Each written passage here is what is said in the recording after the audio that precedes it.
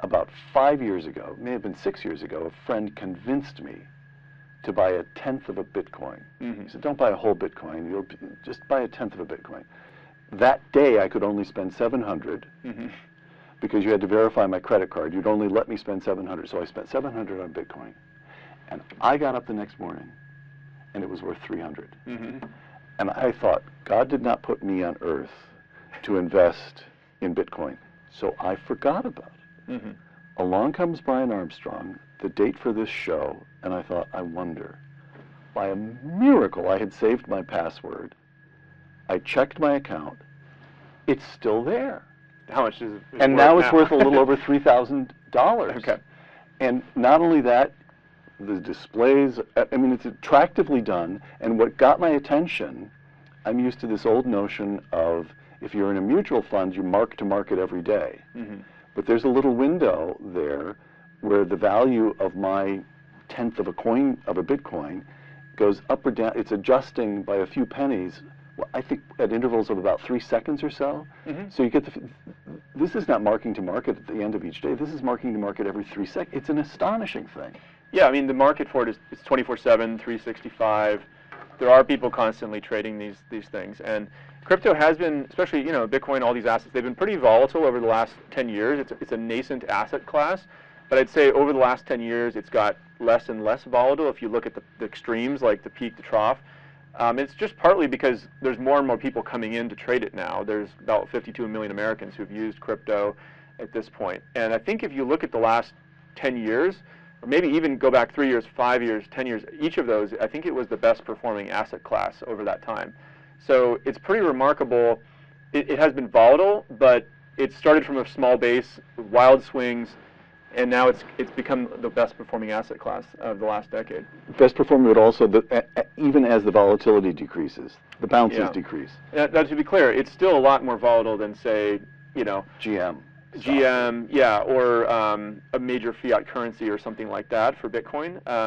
But I think that over time, as you get to, I don't know, 1 billion, 2 billion people who have used this thing, it'll start to approach probably the volatility of, like, Bitcoin will probably approach the volatility of gold. And then it may actually even get less volatile than that. Now, there's no central bank, no central authority who's kind of changing interest rates to try to dampen the swing. So I don't think it'll be maybe as less like the US dollar at some point, but it'll be closer to gold probably. Okay. Yeah. In 2008, this anonymous person who calls himself, I'm not sure I can pronounce this, Brian, so correct me, Satoshi Nakamoto? That's right. Satoshi is what everybody calls him, right? Yeah. And we don't even know if it's a him or her. We know nothing about this person.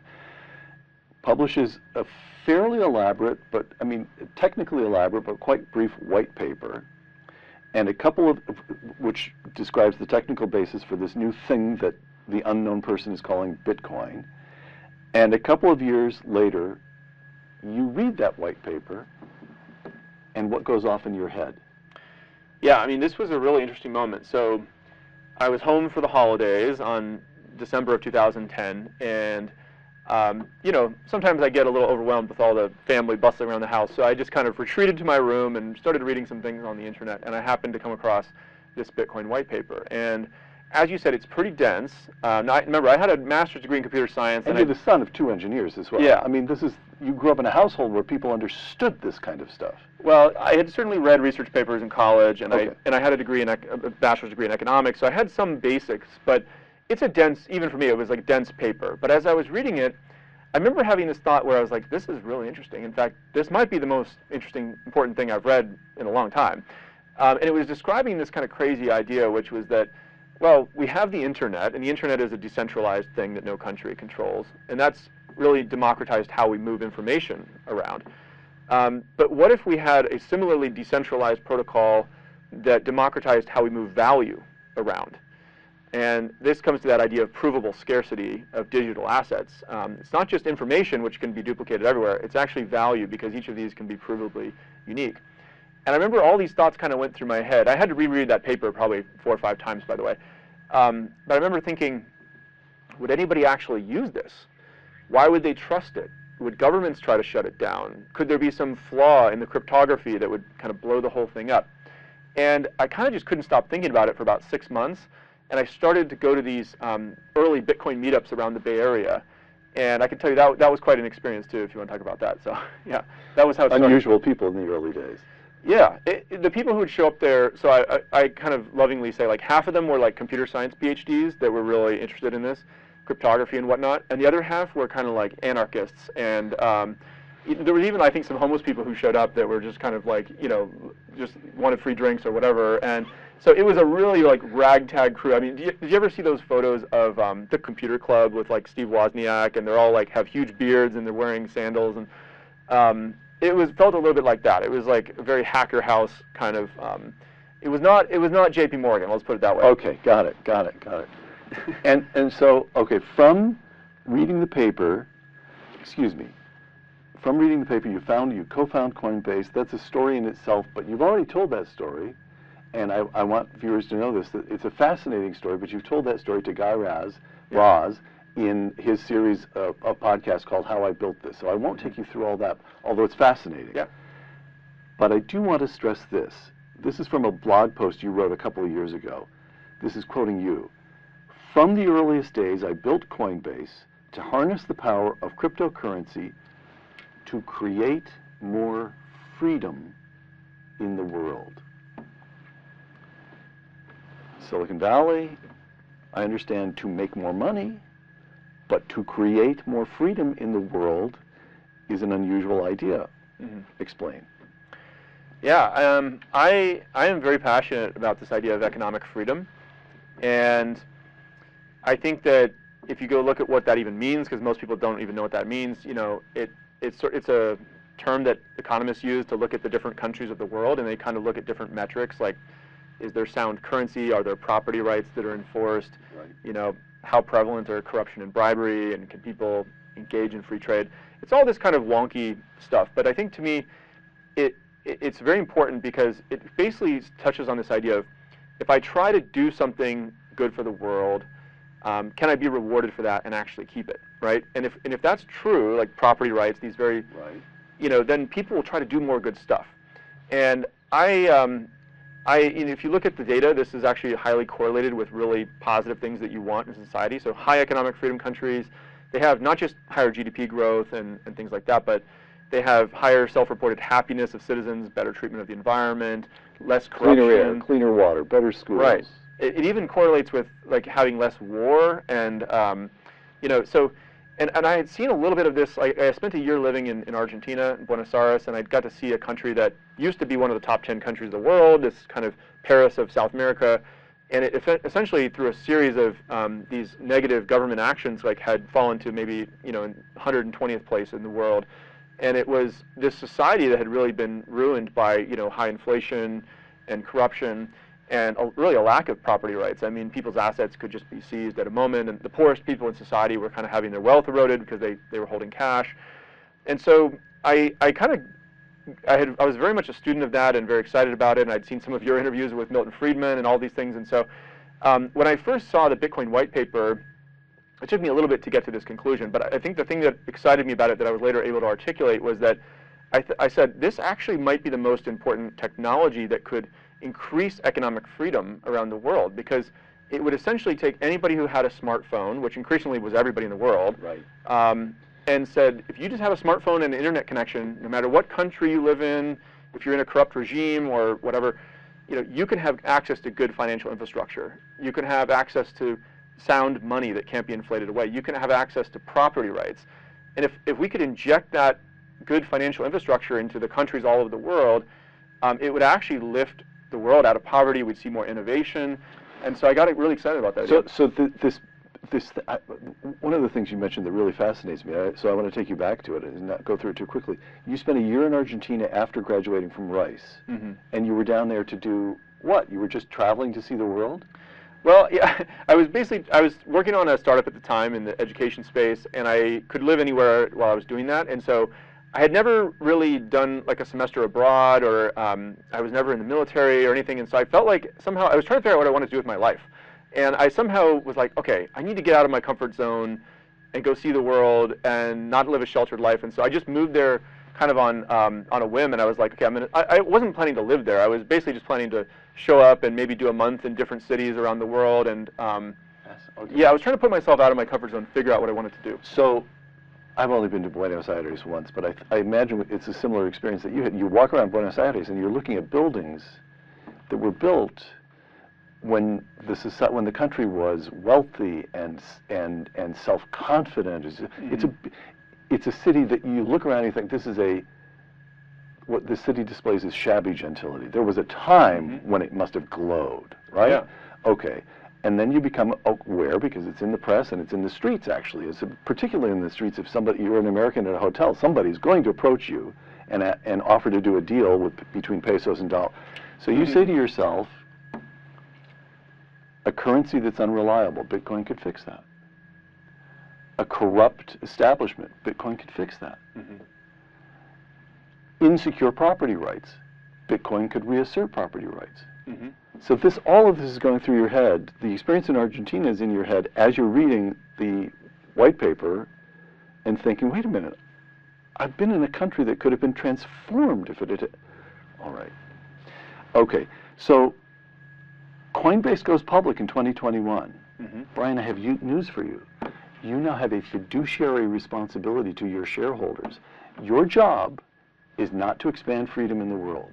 Your job is to make your shareholders the highest returns you can. So isn't there a tension now between the stated mission, which as I understand it is still very much the mission, you still emphasize this, the stated mission, and just plain old what corporate America and your investors are going to expect of you? Actually, I don't think so. I think they're very much aligned. I think great companies should have a big, important mission in the world that's beyond just making money. But usually the only way to actually go accomplish that mission is you need a lot of capital, and you need a lot of really talented people, right? And so how do you do that? I mean, you've got to have a great business model, and you've got to generate a profit, and then you've got to be able to use that capital to apply it towards even more important things so you can grow and make progress towards that mission. So, example would be in the U.S., for instance, we operate our trading business, right, which is very profitable, and we help a lot of people get fiat currency into cryptocurrency, and that's good. It helps grow the crypto ecosystem. Now, sometimes there's areas of the world, like in emerging markets, where we say, well, it's not that there's a huge market there. Maybe people don't have as much money, but there's a high need from a mission point of view of they would benefit enormously from cryptocurrency. I mean, people in the U.S. would benefit from it somewhat. In some of these areas, if they're experiencing 140% inflation a year or confiscation of their wealth, it's an existential problem for them. And so we've tried to build some products which actually serve emerging markets too. And I think those could be interesting businesses over time, but we have to be appropriate capital allocators and make sure we're investing in the core so that it throws off enough cash so we can do the next adjacent business and some venture bets. But you don't want to get too distracted and have the venture bets become the main thing, because you'll run out of money and you'll never accomplish the mission. Okay, so you're a businessman with a mission, but you're a businessman. Sure. Okay. And by the way, that's how you attract the best people in the world to come work for you too. You have to have an important mission that's about something bigger. Okay. Yeah. One One more question about the founding of Coinbase. I want to ask some questions about the current culture of Coinbase, but one more question about the founding. The Wall Street Journal not long ago did a profile of you in which they called you, I think I'm quoting this exactly, the last man standing. And we know why that is. That's because Sam Bankman-Fried, who founded FTX, a gigantic crypto exchange, blew up and is now in prison. And because Changpeng Zhao, who founded Binance, which I think is the biggest crypto exchange in the world, and he has now pled guilty to violating U.S. money laundering laws, and he awaits sentencing. So I want you to address this, because in the backs of their minds, people who are aware of these two cases, and everybody's aware of them, they were huge news, still will be huge news. Changpeng Zhao is awaiting sentencing. How can you convince me that Coinbase is just fundamentally different? Well, I think seeing those two of our major competitors really stumble in a massive way, it was really validating of this strategy that we've taken over the last, 11, 12 years now. Both FTX and Binance are relatively new companies. Coinbase has been around a long time, and we've seen lots of ups and downs of these cycles. And unfortunately, in the up cycles, we tend to see new entrants come in, and sometimes, especially the offshore unregulated exchanges, there's a little bit of like cut corners, break the rules, get rich or die trying kind of vibe that happens. And we see sometimes companies like these startups offshore that'll rocket up in popularity, but then they'll kind of blow up in spectacular fashion as well. So Coinbase has taken a very different approach over the last 11 years. You know, from the earliest days, we said, all right, I want to build this company in America. I'm an American citizen. It was always obvious to me that you have to follow the law that exists today. We're probably going to need new laws for cryptocurrency because there's a couple areas of the law where it's a little unclear. But in the absence of that clarity, you know, don't try to steal a base. Try to do something reasonable that you think would be the right thing to do in the absence of clarity. And so the earliest days, we went and met with regulators. You know, I put on the suit and tie, and we kind of advocated for clear legislation. We got all the licenses that were available to us at the time, did that now in more and more markets around the world. So I think the last few years have been very validating of that strategy. By the way, if you're going to follow a regulated, compliant approach, you can't always move as fast. And that was sometimes like really difficult to see, especially in like 2021, when these competitors were rocketing up, and our investors and people would ask us like, well, why haven't you launched that and that and that, right? And so it required a certain amount of discipline to say no to those things at that time. Okay. Coinbase culture. We've already talked about this mission of freedom, but there's a story about Coinbase in 2020 that I've heard, because it's a famous story now in Silicon Valley, and I want to hear it from you. It's the autumn of 2020, and this is a vexed moment in the United States of America. The death of George Floyd has led to protests, riots. At a Coinbase company meeting, some of your employees demanded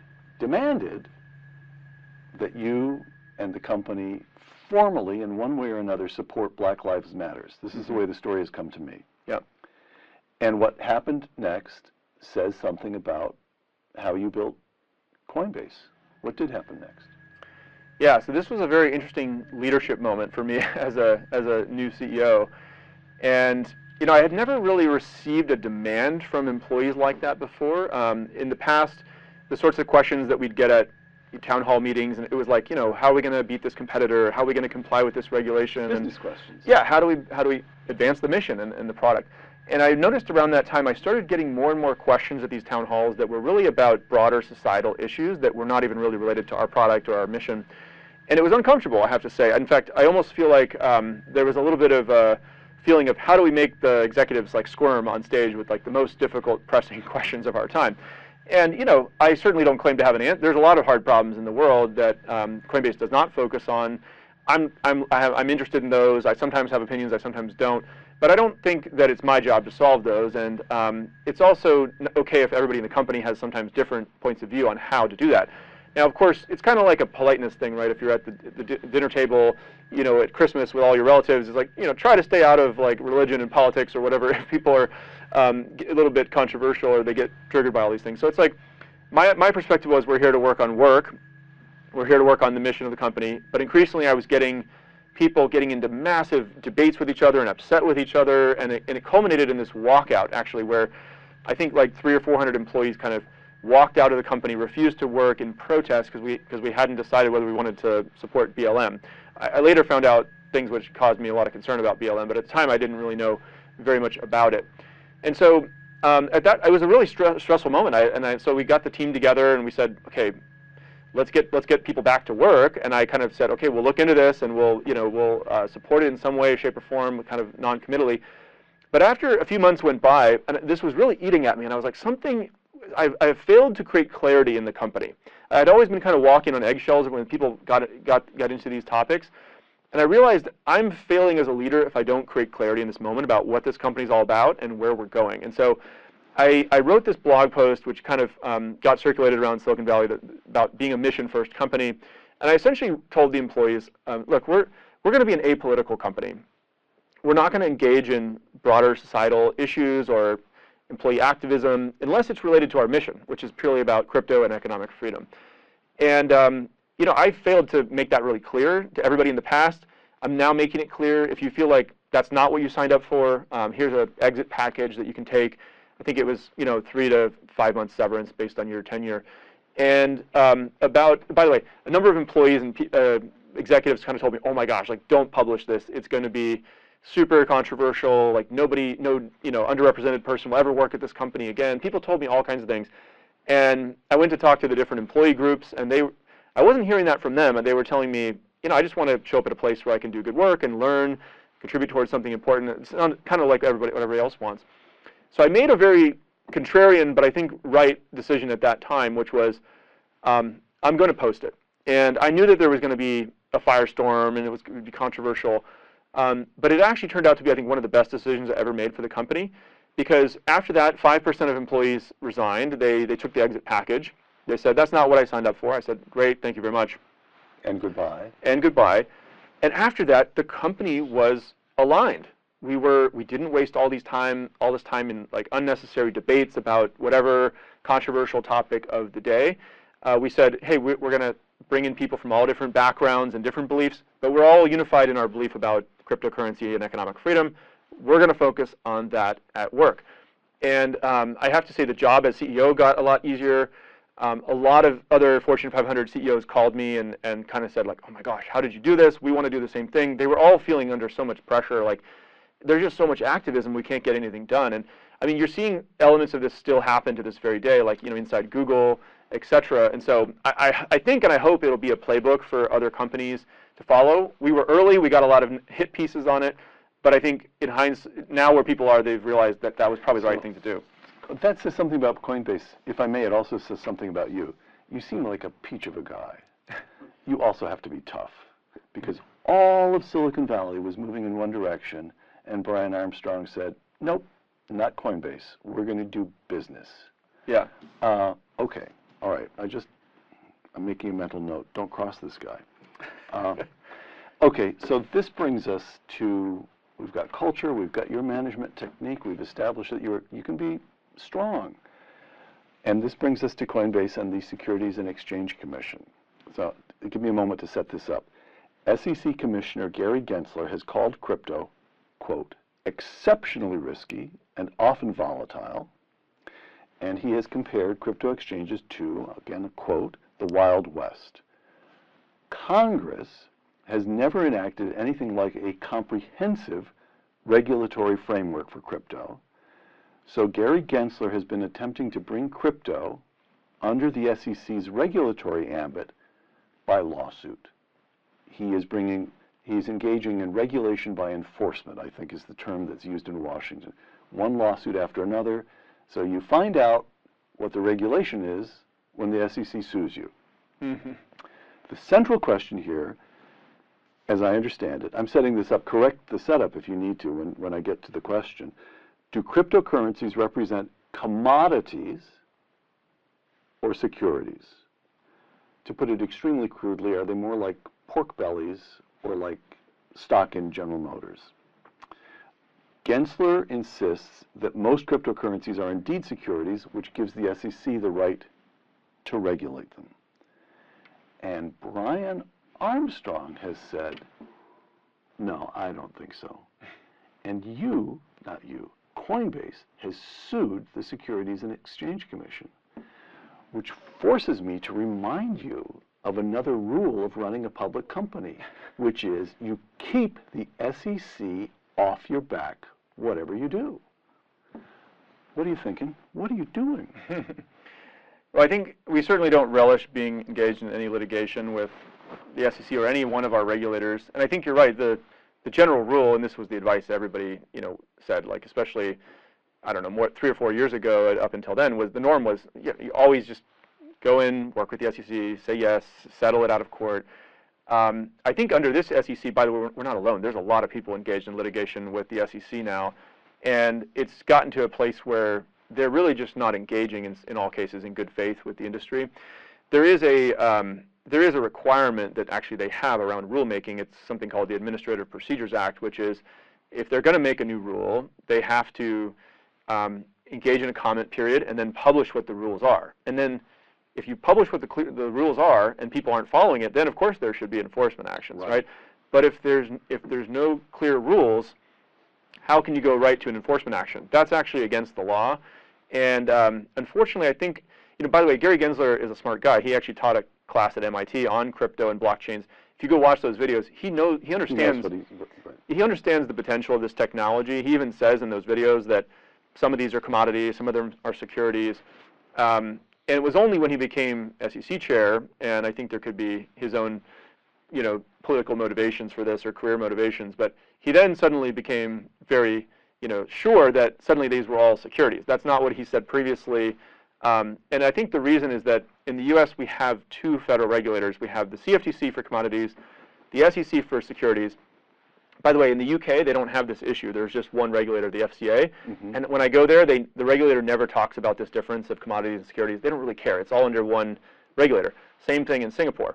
The US, for historical reasons, has two. And so suddenly it's become this massive turf war and issue about which ones are which. So your substantive argument, Coinbase's substantive argument, doesn't go to this question of commodities and securities. It goes to the question of procedure. Is that right? Have I got it right? That you're arguing in court that the SEC doesn't get to make up the rules by suing people. It gets to make up the rules the way the commission makes up rules, comment period, publish the rules. Yeah. If you publish the rules, then people will follow them, yes. That's the argument that you're making in court. It is. And by the way, my point of view is that there are some, crypto's, like I said, it's a technology that can be used to update the financial system. I think that can be used to update crypto commodities. There's a lot that probably should be commodities. I think it could be interesting for crypto securities, too. It could make how securities are traded and capital formation a lot more efficient. But there needs to be a process to actually go register these securities with the SEC, which, in my view, they don't have at all today. And so it should be both. Crypto could create interesting commodities and securities. In the absence of this clarity, again, we took a very conservative approach at Coinbase. We evaluated thousands of different crypto assets. We rejected, I think, roughly 90% of them. We said, it's a little unclear. But these 10%, they very clearly fit into what a commodity, how it would be defined, and we worked with outside counsel, and we had committees opine on this, and we wrote all kinds of paper. You spent money on it. Stacks of paper for every. So yeah, I think we showed a lot of good faith effort, and so, for the SEC to come in and say, well, these are all securities, and we'll say, well, how did you get to that conclusion? Which ones and why? And it was we were just met with silence. I think we met with them 30 different times over a period of a year. Never got a single piece of feedback about them. And so it was really like the message I was kind of hearing from them was basically shut down the whole thing, or you'll get an enforcement action. And then the rules were never clear. And so it was kind of an easy decision to go to court because I think that we're right on the facts and we're right on the law, and the only other alternative was to kind of stop doing the business. So I want to come to the question of regulation apart from the SEC in a moment. But you've got this case making its way through the court. It feels to me, and according to the reading I did, other people agree, this feels like the kind of thing that could go all the way to the Supreme Court. So do you have some notion of how long it will take to get a resolution in this case? This could go on for years, it feels like to me. Yeah, well, so it depends. I mean, we recently filed a motion to dismiss. It's rare for things to get dismissed this early in the case, but I think people looking at other judges that have ruled on other cases at this moment, they're kind of saying, wow, I think Coinbase has a really good chance of winning this. So whether we win it kind of earlier or we win it later, I feel pretty confident we're going to win it. It'd be interesting if it went to the Supreme Court. We'd probably have to see different opinions in different districts, but I think under this Supreme Court, that actually would be a good outcome for us. I think we like our chances even better if it went there. So the SEC probably doesn't want that. Okay. So now, while we're still on this question of regulation, because what's impressive to me is, on the one hand, you say, I got interested in this when it was a bunch of crazy libertarians, and I'm interested in promoting freedom. That sounds like you're a crazy libertarian yourself, or started out that way. And then you say, but what distinguishes Coinbase from these offshore crazies is that we're good guys. Yeah. We try very hard to obey the regulations. We develop relationships with the regulators. And over the long term, we're American patriots. We believe that the industry needs a sane regulation. We don't. So regulation matters to you. Okay. So imagine for a moment that we had a functional Congress, and who knows? Maybe after the election, we might. Imagine we had a functional Congress that did its job and did enact a regulatory framework for this growing and exciting new sector of the economy, cryptocurrency, and then the SEC didn't need to engage in regulation by enforcement because Congress would have done its job. What should that regulatory framework look like? So this is a great question. I mean, this is exactly what, by the way, the rest of the G20 countries are all doing at this point. Like Europe has actually already passed this legislation called MiCA. Singapore, Australia, Brazil, Canada, they're all in various stages of doing this. So the U.S. is actually kind of behind on this process, which gets to some of the dysfunction happening in D.C. But I believe it'll come together. There's political will, and there's 52 million Americans who now actually want to elect pro-crypto candidates that understand you have to balance like the innovation potential of this with protecting consumers. So we need a comprehensive framework. We can't have a politicized SEC just trying to shut it down or something. Right. Okay, so what should that framework look like? So some areas of the law around this are actually already clear. I don't think they need an update. So for instance, anti-money laundering rules, the way that sanctions are enforced, things, you can create like a trust company or get money transmission licenses. These things can be useful already for all types of financial service companies, including crypto companies. The part of the law that's really the least clear is what we touched on earlier. It's which of these are commodities, which of these are securities. Assuming we're going to continue to have two federal regulators, that we need to sort of clearly delineate. Sometimes something could start as a security but become a commodity over time once it's sufficiently decentralized. And those are really the kind of key questions that need to get this so that we don't have occasionally a politicized regulator try to weaponize the lack of clarity. That's what the Congress needs to do. And I should say there's actually two bills going through the House committees that got bipartisan support already. And I think some of those may come to a full House floor vote maybe this year. If that goes well, they could go to the Senate next year. So we, along with a bunch of people in the industry, are trying to help make that happen. So as you work this along, it sounds to me as though you think it'll be a single-digit number of years before we get the SEC settled down and get regulation that makes sense. You see it coming together. I do think over the next few years we'll see a lot more clarity, and the reason is that we have a couple horses in this race. So one is the court case. One way to get clarity is actually just to create case law, and in some ways it doesn't even matter what the outcome of the court case is. You get clarity. Yep, you can point to what a judge ruled, and the court system can overrule the SEC, right? So that starts to get clarity. The other option is Congress. So these bills can start making progress. We could have a different administration, different SEC heads that could, or CFTC heads that could start to come out and put clarity out there. So there's a few options like that that could, I think, help. I think we'll start to get more and more clarity. Another example is like we just got these ETFs approved for Bitcoin, and the Exchange SEC Traded Fund is what ETF stands for. Yeah, and so the SEC had to approve that. They did that very grudgingly, though. Begrudgingly, yeah. The courts really had to compel them to do it, right. But it's an approval nonetheless. And so now all these new pools of capital are coming in. So we're just kind of moving the ball forward 1 yard every day, and I think it's on the right track, even if it's frustratingly slow. Okay, Brian, may I play devil's advocate for a moment? Sure. And when I say devil's advocate, what I mean is I'm going to assume the role of Warren Buffett and his late investing partner, Charlie Munger. And Warren Buffett and Charlie Munger make the point often that you can't use this stuff, you can't use Bitcoin in transactions. And I even, a moment ago, I quoted a piece by Mark Andreessen, one of your board members. Mark Andreessen wrote, critics point to limited usage by ordinary consumers and merchants, but that criticism was leveled against PCs and the internet at the same stage. Every day, more and more consumers and merchants are buying, using, and selling Bitcoin. Mark Andreessen wrote that 10 years ago, and transactions are still at a very, very low level. How come? Well, I'd say it's actually grown a lot since 2014, if that's when it was written, I think. But at that time, there was probably only maybe single-digit millions of Americans who had used crypto at that time. There's now about 52 million, and so. By the way, globally, I think it's probably about 400 million or so people have used it. So oftentimes people go through, I think partly that criticism is correct, by the way. Let me just acknowledge that. I think you can't buy, nobody pays for groceries with crypto or tanks up with crypto, right? Okay. Yeah, so everyday items, especially kind of in retail merchants in the United States, they're not going to be the earliest adopters of this. The more early adopters of it are people, it's basically digital payments, so online, and then it's in emerging markets. And I will say, if you'd asked me 10 years ago, I actually would have thought we had made more progress to now. So you would have expected more. Yeah, like you and Mark Andreessen were together. Yeah. Well, okay. And I can talk a little bit about why I think that is.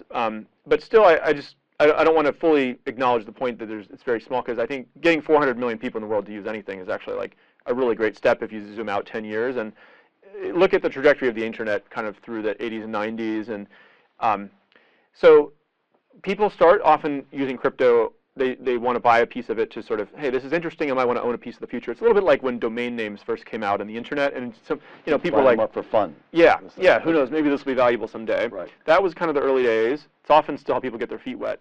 Then we saw people start to use crypto for payments, and especially with U.S. dollar-backed stablecoins and what's called Layer 2, which is allowing payments to be faster and cheaper. We've started to see actually quite a bit more activity in the payment space, especially in emerging markets, which I can talk about if you want. And then more recently, we've seen people start to use crypto for a few things. One of them is called NFTs, which is essentially artists who are trying to publish their work in a digital way that they can have a relationship with their fans directly for monetization. Things like decentralized social media have just gotten started, where it's censorship resistant, so you're not going to get censored by big tech or something, but it's also a way where you can actually monetize social media, and so directly, and not have ads put on top of it by the platform. So anyway, there's a lot of utility that we can talk about that's emerging. I think if you make an analogy to the internet had to do a few things. First, people don't remember this. The internet started off with just IP addresses, and those are kind of machine readable, but they're not human readable. So we needed domain names to translate the IP addresses to get that to be kind of human readable, and email addresses and things like that we could remember, not just a series of numbers. Crypto again started off with something kind of like IP addresses, like Bitcoin addresses just look like a random string of characters. We now have things that are more human readable, and I can talk about what some of those are. So we had to make the names and addresses human readable. The second thing we had to do was actually get it to be more scalable. So the internet, remember, it kind of went through dial-up to broadband. Right. And you could load like a page of text or something on dial-up, but on broadband you could start to have more interactive applications. Crypto is going through its own kind of dial-up to broadband moment, which is, in crypto, it's called going from layer 1 to layer 2. And then the other big thing that needed to get the internet to broad adoption was the web browser, right? Average people, they didn't really want to be on a command line, typing in commands. Once there was a web browser, anybody could use it. They didn't know underneath they were using these internet protocols like HTTP and SMTP, but they didn't know that. They just want to click the link, and so there was this moment with Netscape and the early browsers that kind of opened up the aperture of how many people could use the internet without even caring about the underlying technology. And so crypto is, I think it's yet to maybe have that moment where how do we make this easy and accessible to a broad range of people, and that's part of what Coinbase is trying to do with our self-custodial wallet, which I can talk about if you want. But anyway, I think those three pieces are going to probably, when we look back on crypto in 5-10 years, we'll say those were kind of similar moments that led to, okay, eventually we got to a couple billion people using it every day. Okay. Thank you. And now, that was Warren Buffett. Now, a couple seconds of Charlie Munger, his late investment partner. But I don't know if that answer would have helped Warren Buffett, but I mean, I think his point of view may actually, I haven't met him personally, but I think his point of view might be a little bit more like the dollar is king, and here's Charlie Munger. The same way is evil because it undermines the Federal Reserve System and the national currency system, which we desperately need to maintain its integrity and government control and so on. Okay, so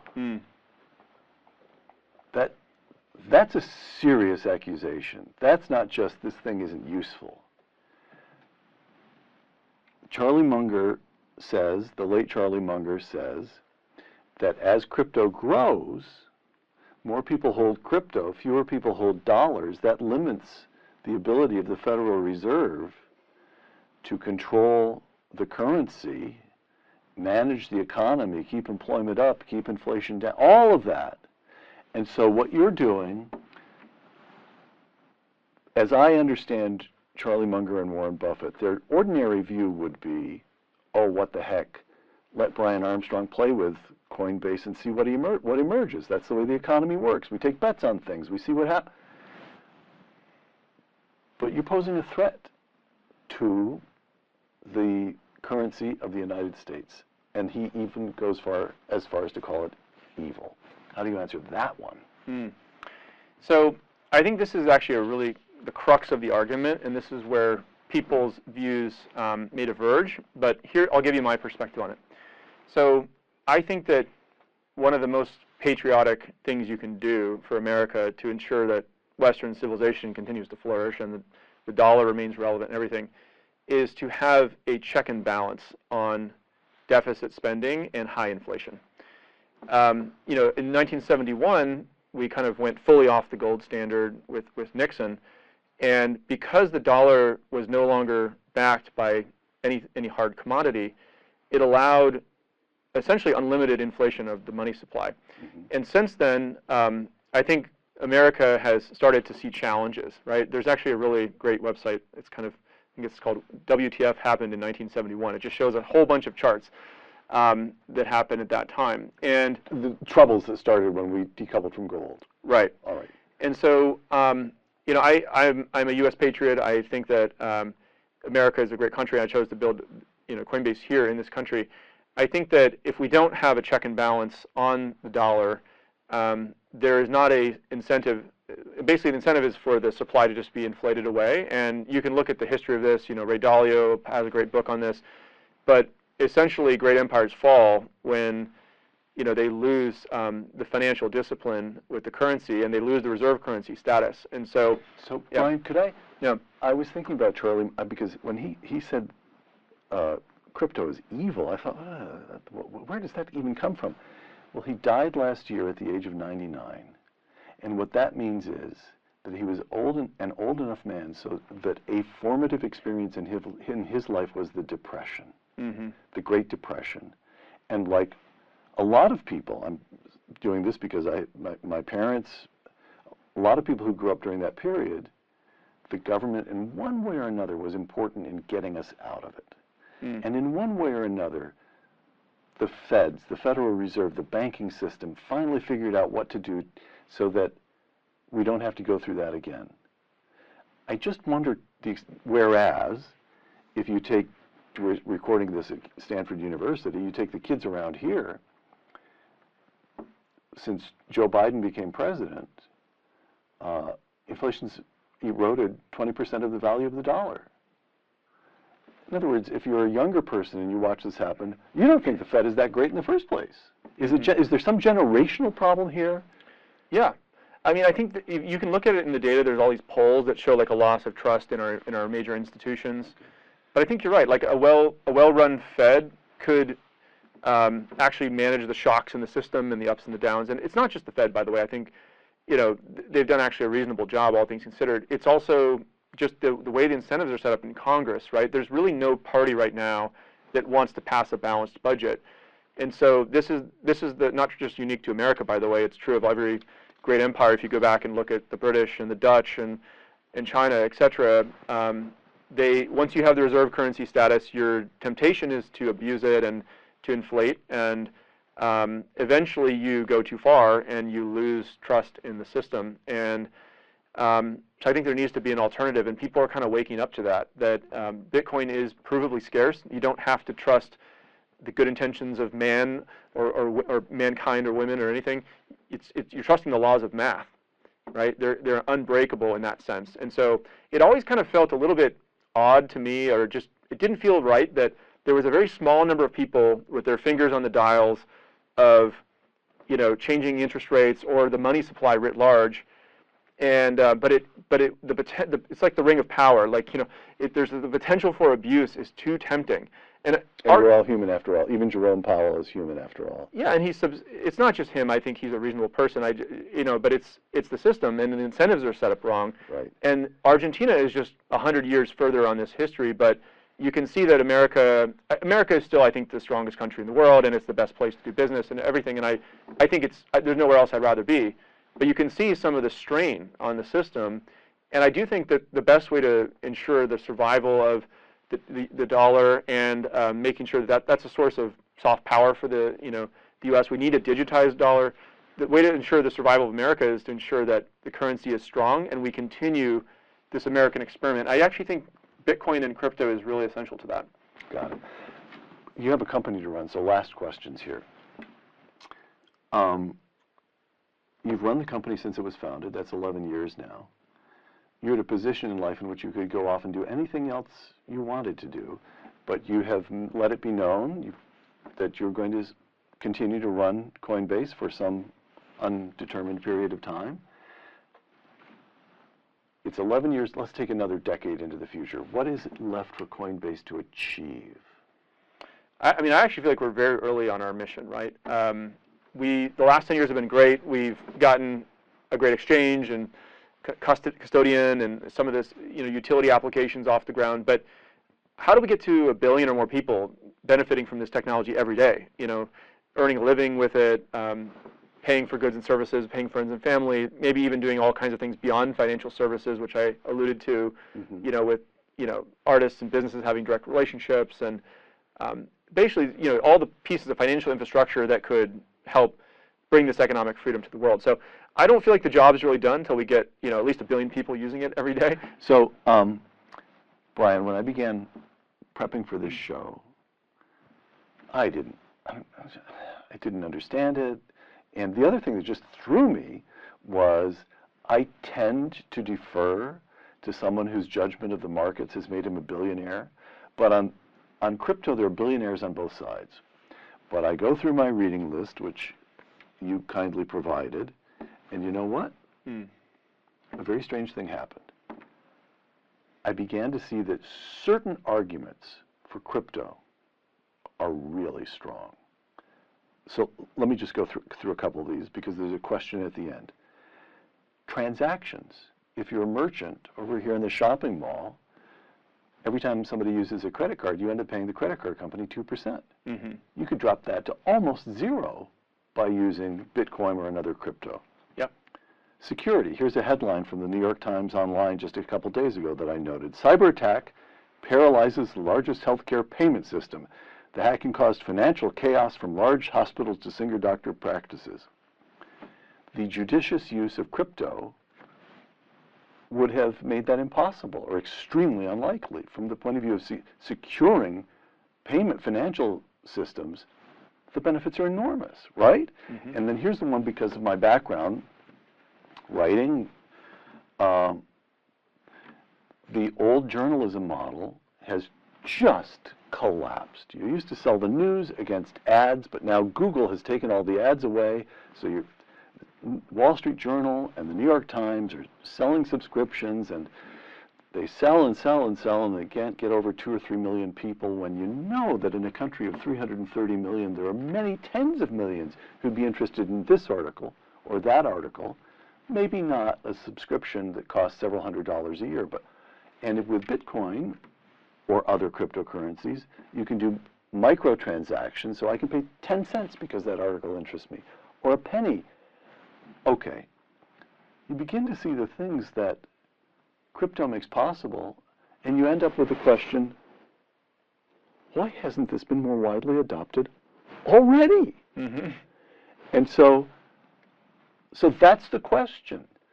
The arguments in favor of this stuff are really quite powerful in specific ways that I would have expected to have built political, I'm thinking in terms of politics now, political constituencies pushing for wider acceptance, greater use, and for the SEC and Congress to get its act in order.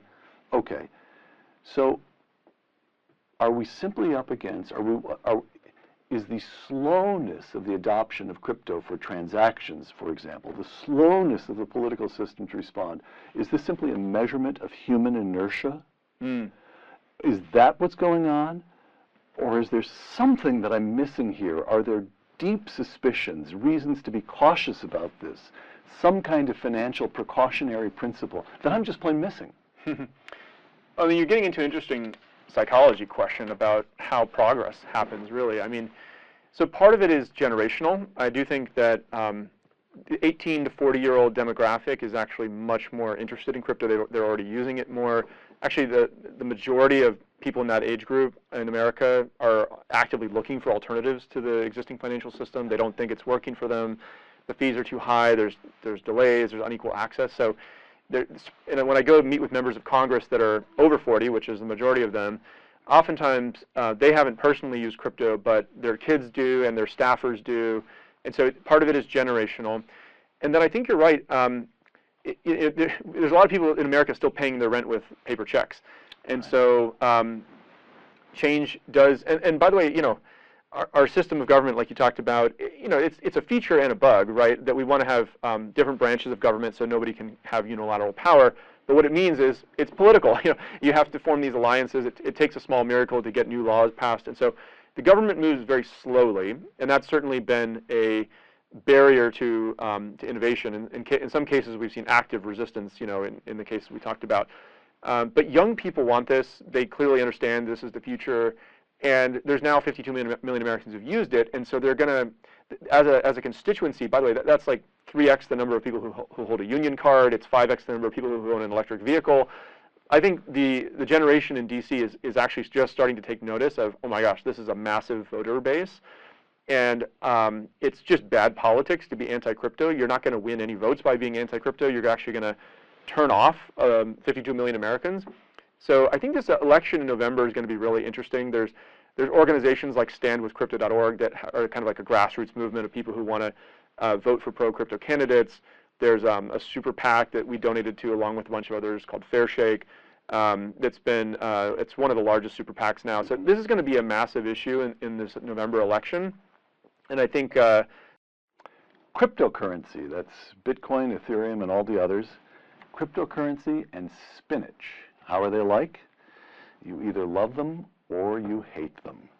The late billionaire investor Charlie Munger on cryptocurrency, quote, this is a quotation, "I hate it," close quote. Which brings us to our guest today who loves it. The co-founder and chief executive officer of Coinbase, one of the biggest crypto exchanges in the world, Brian Armstrong, on Uncommon Knowledge now.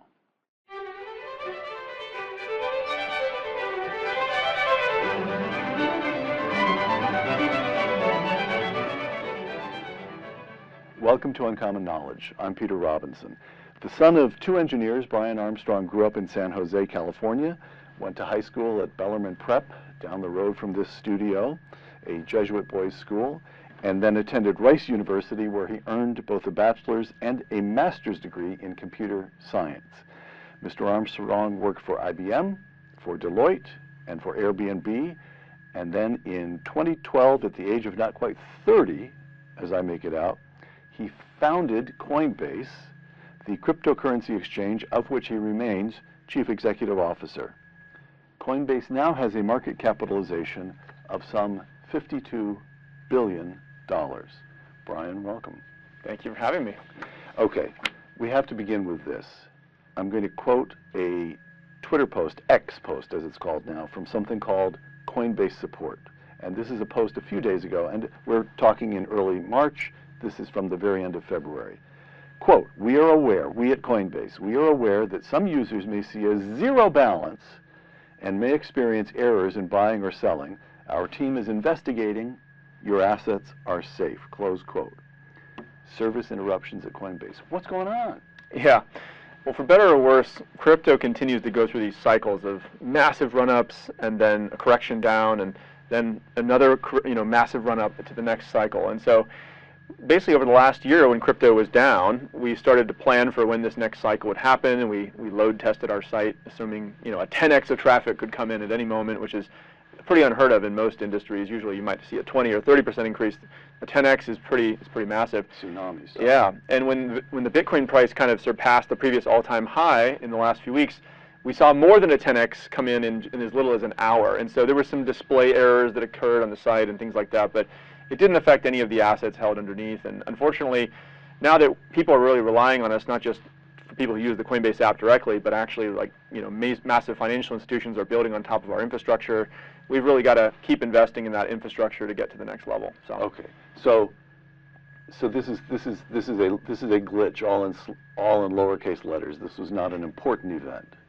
Well, it was important from our customers' point of views and the other companies that rely on us. So there's no excuse for it. But the one you're referencing was a display error. Yeah. Okay. Yeah. All right. Listen, I want to get to all kinds of things that are really profound and fascinating, in my opinion. But first, I'm conscious, because I've been asking friends all week, what do you make of crypto? What do you make of... I am conscious that at least I am of a generation in which if you say, what do you think of crypto? You'll get some people who love it and some people who hate it, just like spinach. But you'll also get some people who say, well, I've never really understood. So can we just quickly do the basics? What the heck is a cryptocurrency? Yeah. So when people talk about crypto, I mean, it's such a broad term. Crypto is really a technology that can be used to update the financial system in a bunch of different ways, and people have built many different things. But maybe let's start with maybe the first and the most important thing that crypto was able to build, which was Bitcoin. And Bitcoin, you should just think of it as digital money. It's decentralized, so there's no country or company that controls it. It's a little bit like gold in that sense. There's no central authority, and so it's decentralized. It's provably scarce, like gold, and people are really treating it as this new form of digital money. And so that alone is a really powerful breakthrough that's kicked off this whole industry. We can talk about some of the other things that have come subsequently to that, but I think that's a good starting place.